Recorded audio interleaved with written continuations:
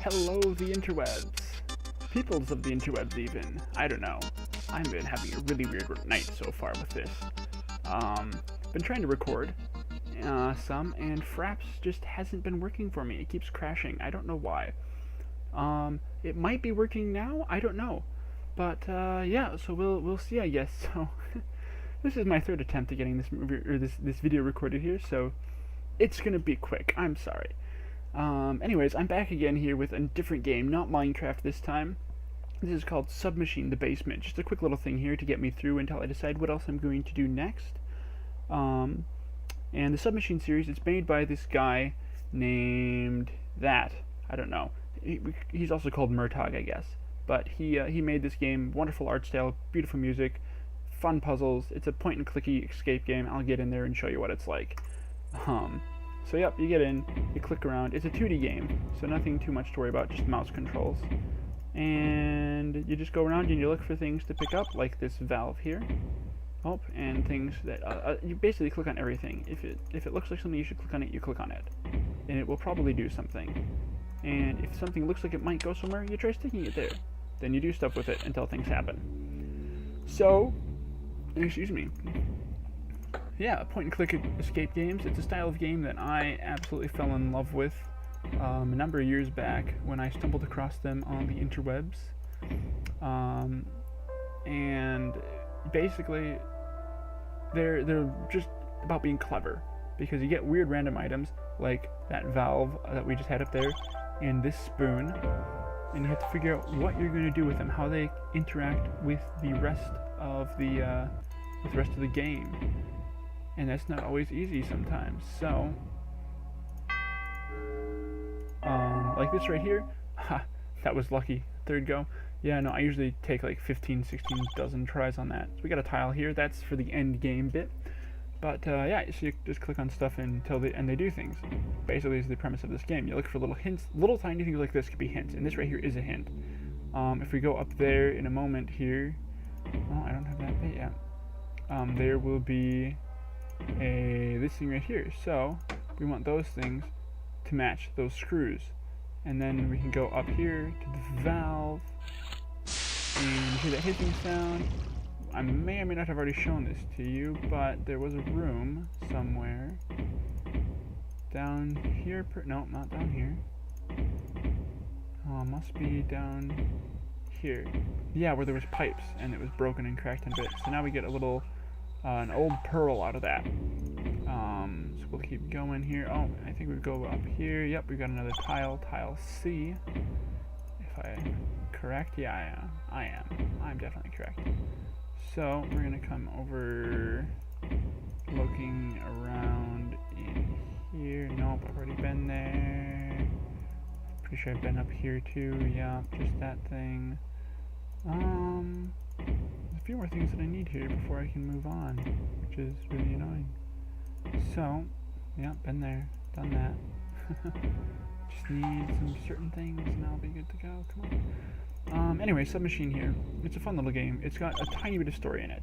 The story becomes more and more and more prevalent throughout the later points of the game. So this right here is the only bit of story in the game. The only bit so far, rather, in this first part. So last summer I went camping under the big waterfall of Kent. I guess this was a great trip for me. However, some people do not understand why. Well, I did lose my left arm. That'll be why they don't understand why. Just a hint. But what the hell? I found out that I had a third arm.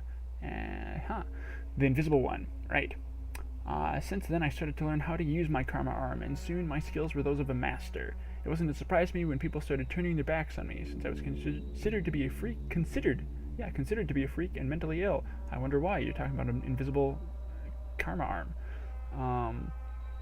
So let's see here. Yeah, funny thing, I can't tell them the truth. It would be like explaining the possibility of space travel to a goldfish. So I'm just trying to.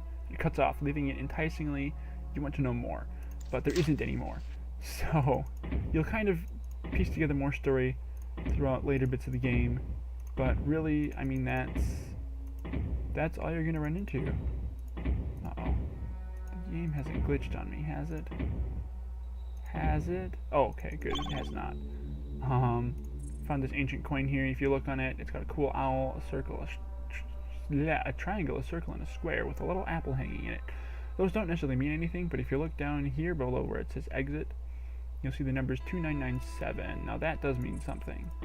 If we go and if we find the room with a little chest in it, here we go. It was what, 2997? Yes, 2997. So 1, 2, and 9, 9, 7. Come out, and we've opened this up and found ourselves a fuse. So now there was a room that had fuses somewhere. Can't quite remember where that was. Jeepers, criminal. Yeah, I get turned around in this so easily. There we go. Fuse is there. Then if we come, no, a different way, and find the proper room. There we go. If we pull that down, get electricity up there, we put the spoon up there, and it short circuits it. That's what I mean. You just have to be clever in this game. Just put things where they don't look like they belong, and things will happen. Tile A, C, and D, so I'm still missing one tile. I've actually got this old pearl, which we can stick in the clock thing as a counterweight to the last tile. Come out here, and put these in to make them swirl around like a little bit of a magic fan. And come in here, boop the thing, boop that thing. And we've escaped. Yeah, like I said, a little escape game, nice and fun. Nothing too complicated. And it gets much more complicated later on though. But the first one is just a nice little thing, nice little toy. And really, I love it. I love this type of stuff to death. I went out and I even bought the full HD version of the games so that I could play them whenever I wanted, just on my computer without having to do it online. Yeah, so that was Submachine 1, The Basement. Next time we'll be playing Submachine 2, Be Something Else. I think it's like the lighthouse or something, I don't know. There was a lighthouse in the basement here, which was kind of a hint, I think, to the next one. Or it was a hint to a much later one. I don't really know for sure. It's all confusing. Yeah, it's just confusing. I could probably find out really quick, but I don't want to bother with that. So, yeah. Let me know what you thought of this. Like I said, my speaking quality probably won't be the greatest right now, like what I'm talking about, simply because I've already tried doing this like a dozen times. Well, 3 times, but a dozen times. And it just didn't work out quite as well. So, yeah, I don't know. Anyway, I suppose that's all for now. I will catch you later in the next episode. Ta-ra, peoples.